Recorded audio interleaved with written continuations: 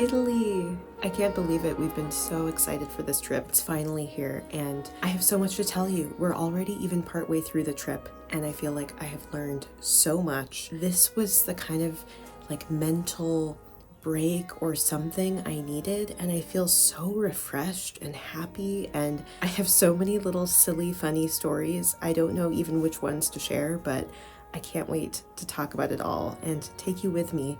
Even tonight, we're going to a cute little dinner at a place the person who owns the villa here recommended. Anyway, we're so grateful to be here. We feel so lucky, and we're so excited to go to our friend's wedding.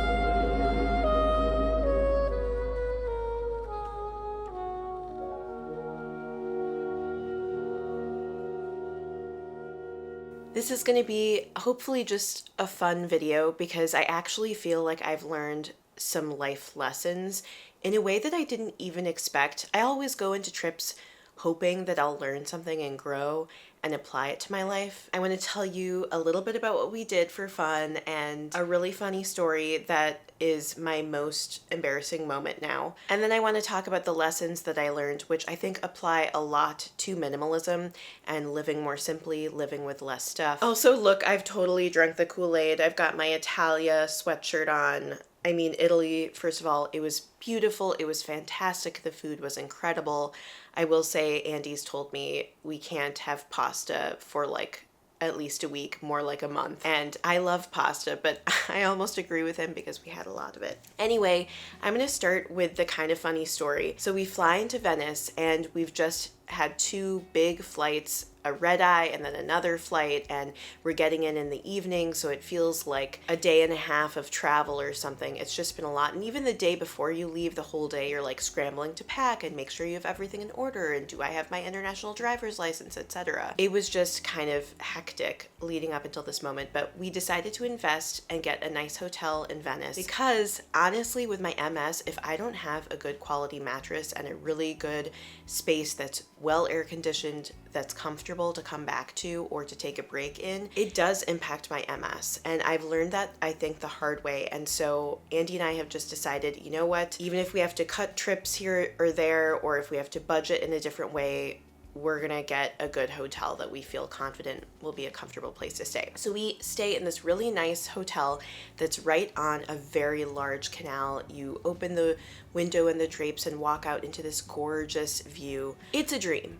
I can't believe we're staying here. Andy's like, oh my gosh, this is maybe the nicest hotel I've ever stayed in. We didn't even realize it was this nice. We've just got this amazing room. We're feeling so grateful. We're feeling so spent. We need to take a shower because we are super sweaty, have just been up all night, and we're just about to settle in, take a shower, when I'm like, there is this really loud noise. It was this loud, rah, sawing noise. It honestly thought it was construction above us or right outside or something, and we waited a few minutes to see if it would just naturally subside, but it was really loud, really intensely loud. We weren't sure what it was, and we're like, you know what, we're paying all this money for this room. This is a problem just in that I don't know if we'll be able to sleep with this, or even we have to speak up to have a conversation. We just thought, even if we get a worse room, maybe it's worth potentially switching rooms so that we can tolerate the noise. It's kind of a bummer. But we call down to the front desk and are like, there's this weird noise and we don't know where it's coming from.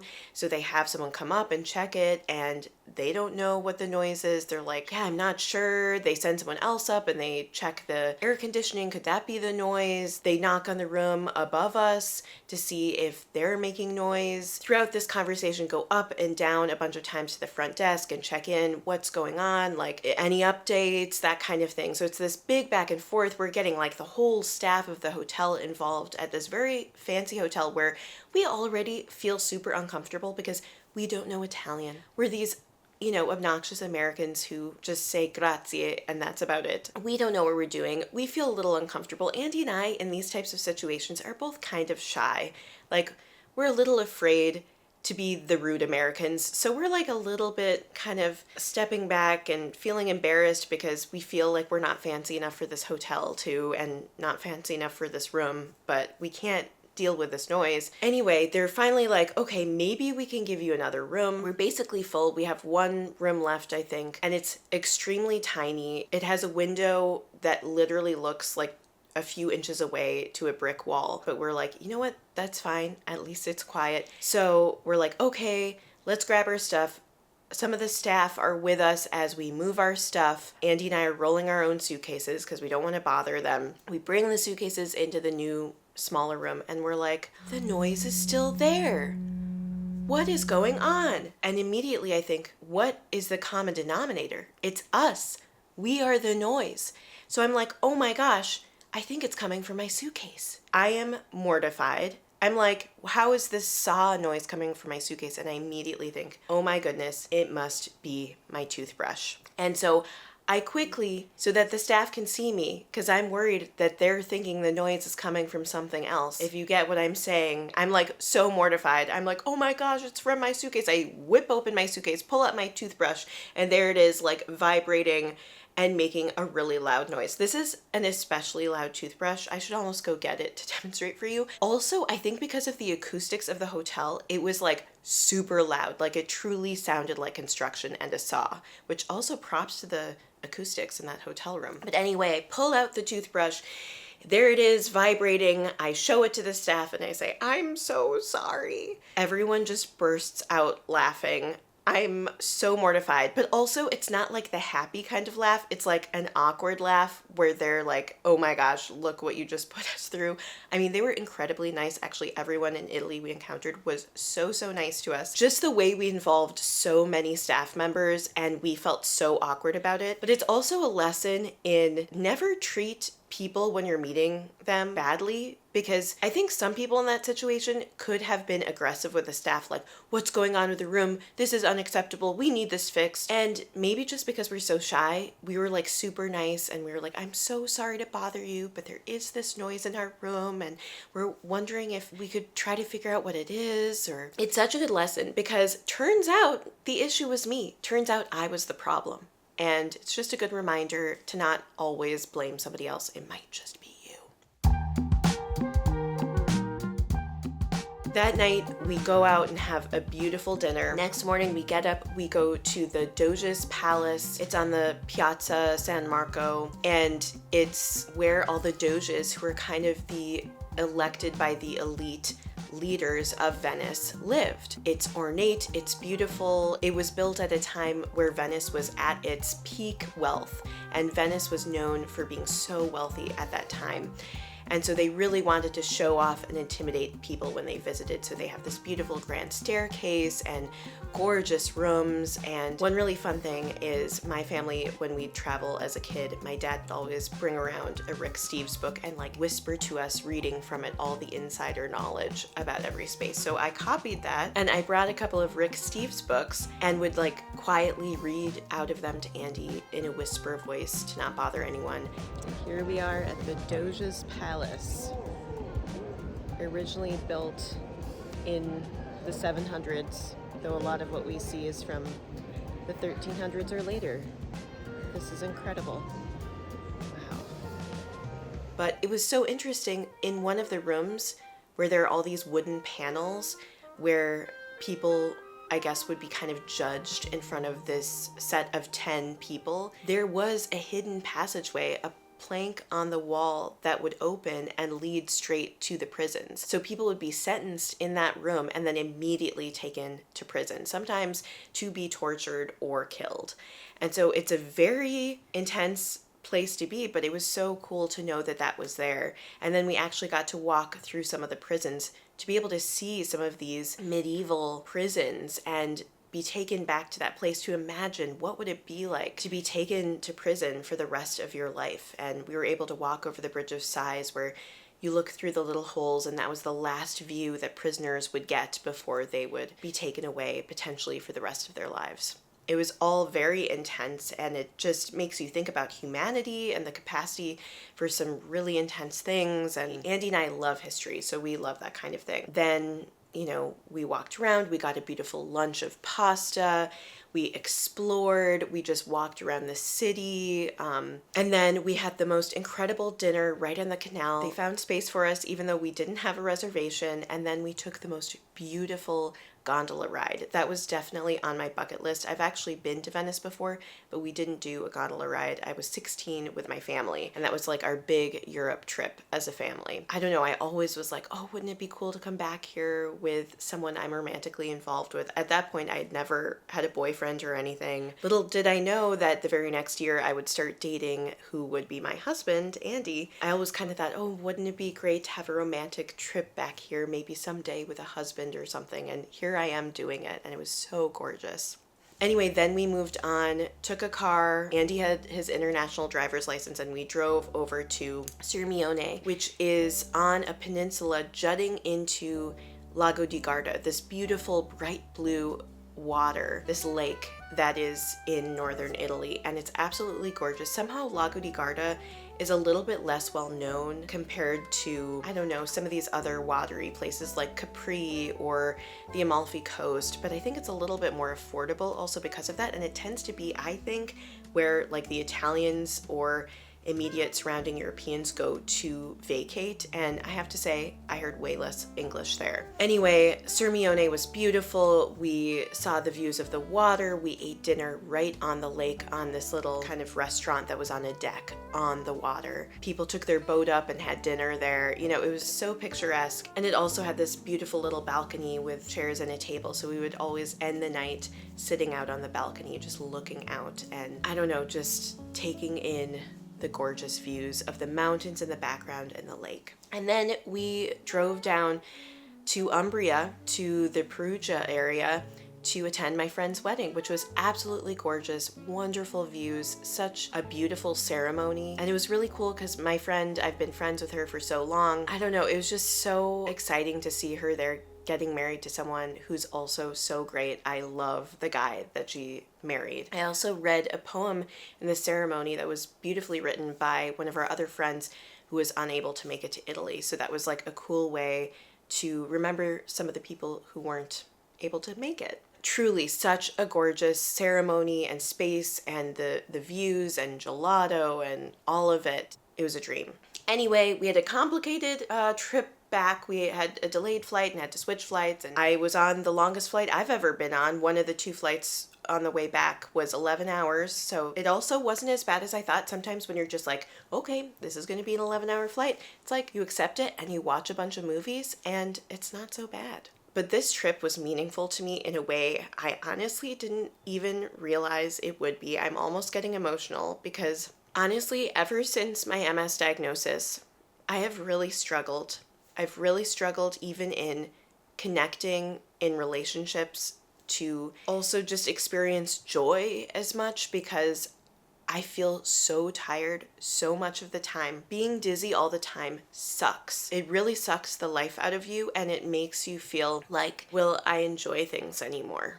Like the things that used to be fun aren't as fun anymore. It has been a lot on top of having a little one while still working in kind of multiple positions. I'm doing another podcast now in addition to YouTube, and Andy is in cardiology fellowship. He's working like 80 hours a week or something. I mean, I don't know, but he's always working. And even when he is home, he's often like looking things up, studying up on things. So it's very, very intense. And I'm alone with our daughter a lot. And our daughter, I will say, I'm so grateful for. She has been kind of a light in all of this, in bringing us joy.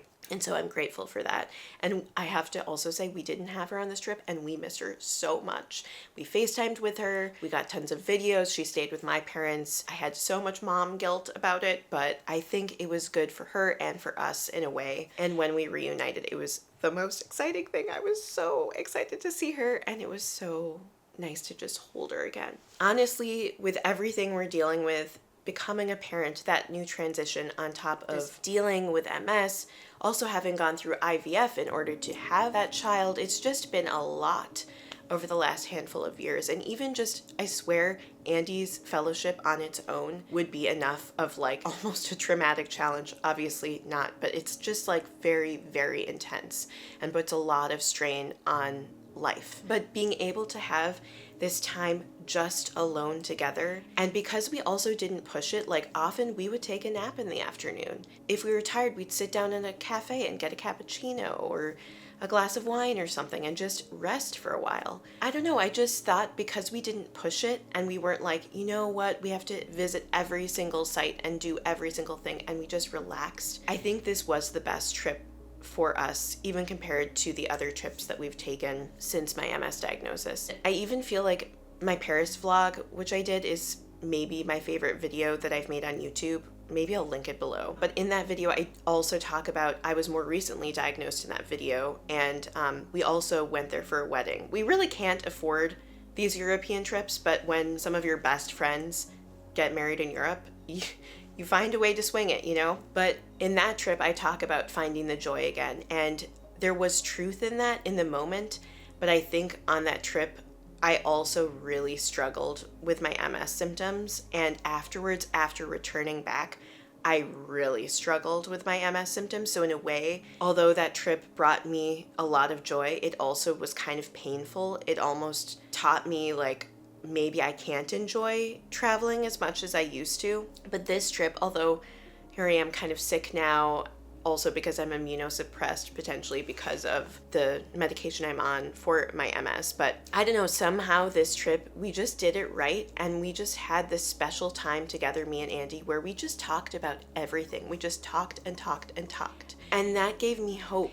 And hope is the most valuable thing. I feel like whenever I'm feeling down or overwhelmed, if there is hope for happiness in the future, you can get through almost anything, you know? But when you lose that hope, that's when it's really, really tough. And so I truly think that this trip gave me hope. It gave me hope for a day when we do take our daughter back on a trip, maybe to Italy or elsewhere, and we get to share that with her and all of those fun times ahead. It's going to be so exciting when we get to do that kind of thing. I guess I'm saying I learned to have the hope again, and also just being there, it reminded me how much it's like stuff, the physical stuff, does not matter. We just were about being in the moment and sharing each other's company. And that was the happiest I've been, you know, in a while, and where Andy and I were able to reconnect. I'm just so grateful that we were able to do this. And I know what a privilege it is that we got to do this. I mean, I talk about how it really stretched us financially to do this, but ultimately we were able to do this, and plenty of people are not able to do this. So I feel incredibly lucky.